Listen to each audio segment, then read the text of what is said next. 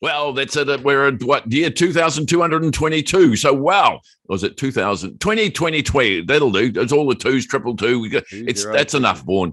What the hell are we going to talk about? Jeez. Well, you know what? I think we've agreed that we've done COVID to death. So what should we talk about? Hey, let's talk about COVID. Look, all joking aside, Max, it's summertime and over the Christmas break, because we haven't seen each other for a while or pestered each other, I got introduced to a miraculous thing called rosé. And I've got to tell you, it's bloody delicious, particularly this little number here called Saint Max. Oh, no. No. Yeah. Have you got a side hustle or something that is going cruel. If only you lived a bit closer to me, Vaughan, I'd be over there like rockets, man. I'd be drinking that stuff with you. It'll be gone before you get here. It'll be gone before you. It's delicious. Absolutely. I can recommend Glengarry's. They've got it for sale. Get in there. Okay. Now, look, I'm going to ask the viewers this question. Now, Vaughan's a very close friend of mine. You know, I obviously care for him, and I really, you know, he obviously appreciates me. And look how much joy he's getting out of watching me suffer because I can't get there to drink the drink with my bloody name on it, for God's sake. I don't know. What sort of friend are you, mate?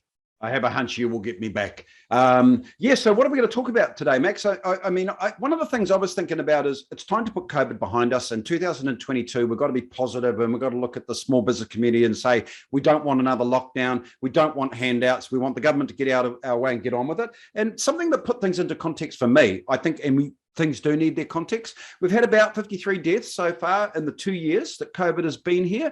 But I'll give you an example of context. In that exactly same period, I had a look on the Ministry of Health website, 1,400 almost suicides. So we lose 2 Kiwis every day to suicide. So just to put it into context, there are many other things out there. So the bigger picture is that we know that there's stuff that we've got to deal with. We do have to look after the elderly, the weak and all that sort of stuff. We don't want another disaster of a lockdown. So, you know, from the government's perspective, what we're saying is, please let us get on and, you know, get ourselves back up. I think the number one risk for small businesses this year, Max, is actually inflation and wages costs. So I think that's really going to knock businesses around. Are you feeling that? The inflation's already going up, and look, there's a lot more to come because this government's got to mind some.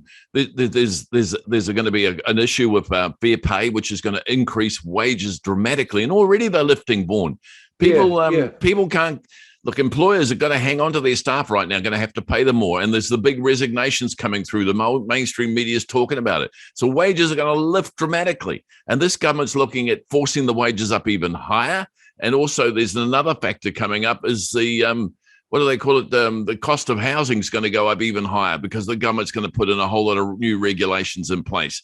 And the RMA, and that's just going to cause more difficulties. Well, you know, I've got one client here in Auckland. He's put up the wages of some of his staff by 50%, not because of their performance, not because of his profitability. He cannot afford to lose them.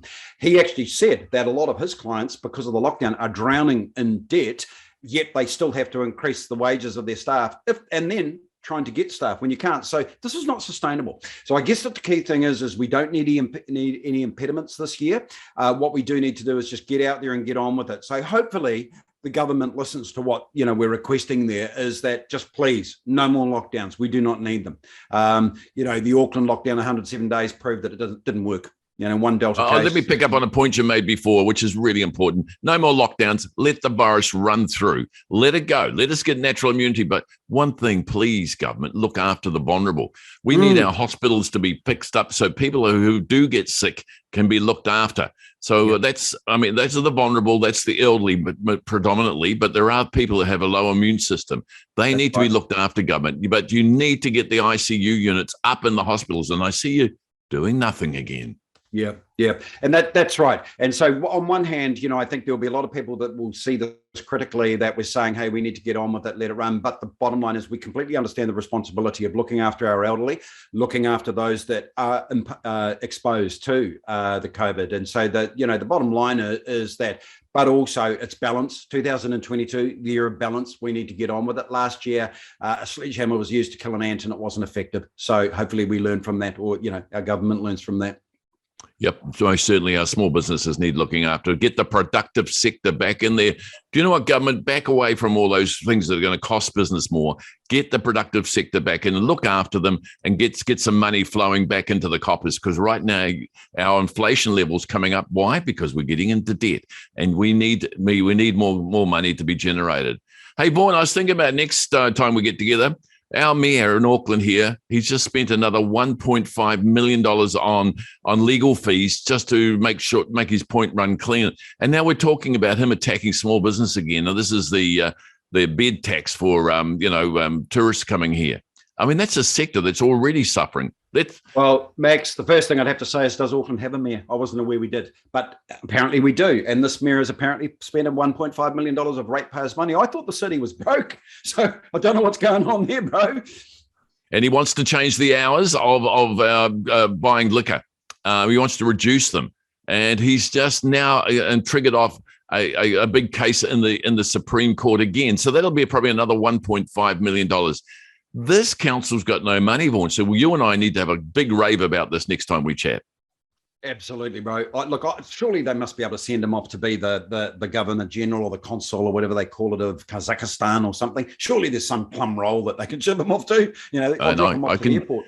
And I can just see Vaughan Winiata wearing chains around his neck. That's not chains of bloody persecution and prisoner. That's chains of running the city, mate. I'd love it if you did that. Look, I'd love to have you on the team, bro, but that's a corridor for another day. All right, we'll get on to that one. Hey, I'm all done, Max. I've actually got something I need to go and enjoy. So, St. Max for me. Oh, bloody, that's so unfair, and I'm really...